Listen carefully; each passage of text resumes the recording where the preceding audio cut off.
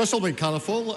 As you can well imagine, Madam Speaker, as I share a few thoughts in the second reading of the Climate Change Response Emissions Trading Bill. Gracious me, I'm fascinated from some of the language, Madam Speaker, that I've just heard shared from the Right Honourable Damien O'Connor. Idiots, I think was the language on this side of the House. An inference to my rural friends, absolutely comedic. From the said member. And I do wonder, just very quickly, incidentally, kind sir, why you're now sitting in opposition. There you go, an abandonment of rural New Zealand. This was a great piece of work my committee did. We heard a lot of submissions, 581 submissions, 26 were heard orally. Gracious me, 65%, give or take a bit, were in support of this bill. About 30% opposed. And depending on who you asked on the day, about 5% disagreed. Madam Speaker, we have heard all manner of hyperbole in this House, and we've just heard it now, the end of days, the catastrophisation, climate change, it's all over. Rural New Zealand's going to be the first to bear the brunt of it. I want to frame it, if I can, for that member and others, if I can frame a few questions for the sake of their virtue in this House. What percentage are we talking about here? Carbon dioxide is 0.04%.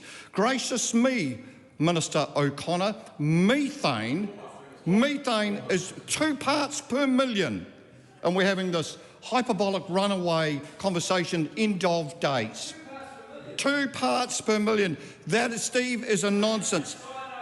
Well, we can debate that after the fact. We're not talking about cyanide, we're talking about methane. So here we go.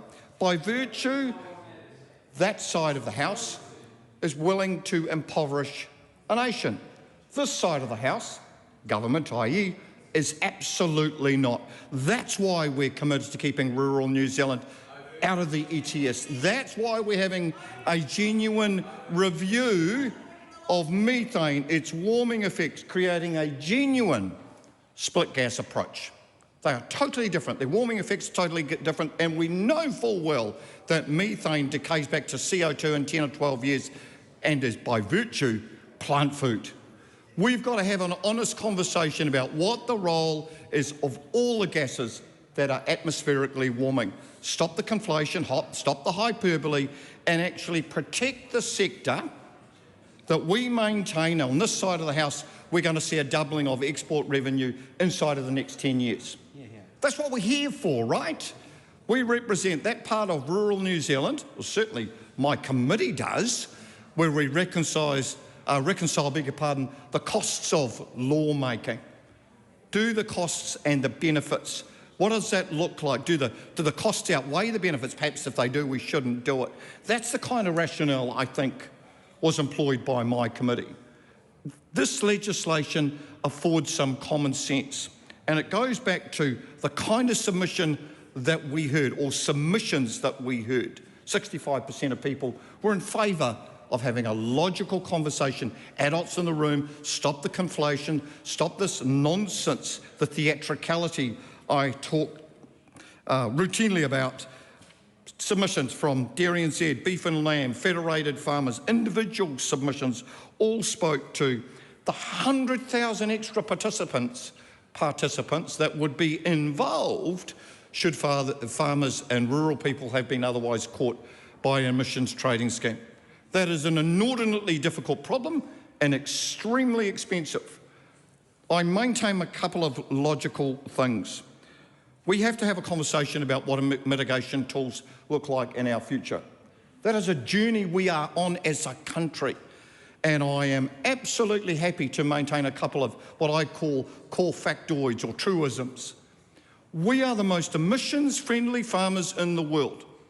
Why are we willing to even risk impoverishing ourselves as a nation, our people, with all the difficulties that we have in this world, hospitals that we want to build, roads that we want to create, kids in school and teachers? Where does all that money come from?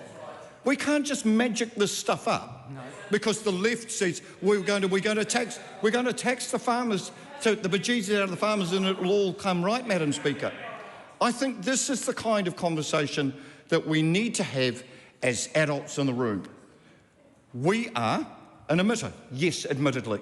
What does that look like? What does our role as a little country in the bottom of the South Pacific look like in terms of reducing emissions? And I pose the question because I have heard members on that side of the House reduce livestock numbers.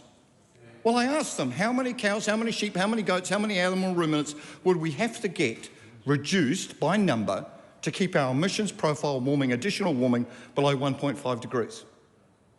You don't know. You don't know. This is the problem, right? That side of the House, Madam Speaker, doesn't know. And yet they're the first people to say, you, the rural sector, we want to see a reduction in animal numbers. We think that's the way forward. I think that is a nonsense. We're the most efficient farmers in the world, and by virtue, the 40 million people we feed, the 5 million here, and the 35 million, that member can debate that issue tomorrow, but I maintain we're really good at this. And there's other parts of the world that are not. We're not making it, someone else is. And I'll tie off with one other remark, Madam Speaker.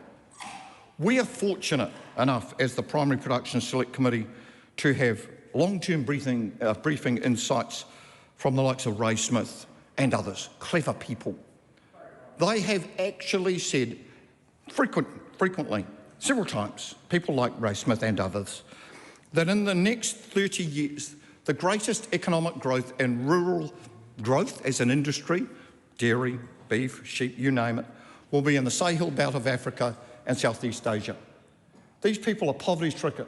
They are going to be a lower middle class that is emerging. What do they want? They want energy and they want high-quality protein. This country, and I won't apologise for that, makes the best high-quality protein in the world. That side of the House would see that diminished. This side of the House absolutely will not, and we will support rural New Zealand. This bill is a good piece of legislation that affords that kind of logic, and I support the commentary that is about to come because I think this is good ledge and we support rural people. Yeah.